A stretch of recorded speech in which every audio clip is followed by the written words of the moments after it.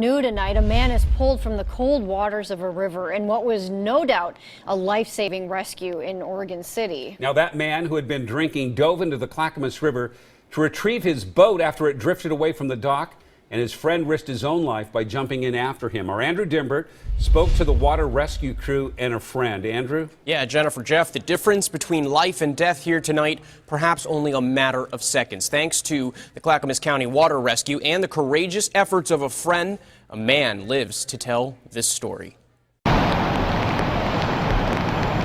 He's going to die. You know, I mean, he's not going to make it.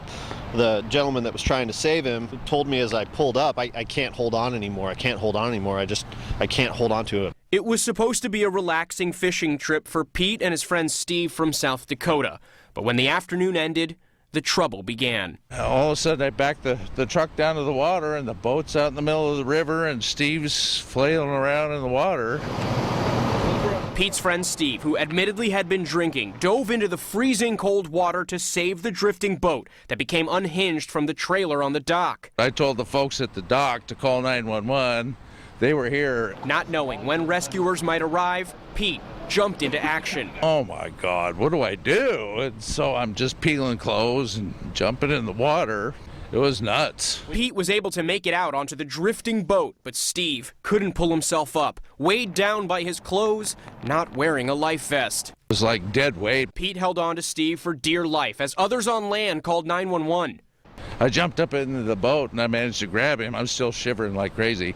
But I jumped up into the boat and grabbed him and held on to him, but it was like dead weight. Just as Pete was losing his energy, and maybe even his friend. So I pulled my boat up side to side on the side of him and reached over and grabbed him. And that's when I saw that his head was completely under the water. And because of the fast response from Clackamas County Sheriff's Office and Pete, who risked his own life, his friend's life was saved tonight. I think I saved his life.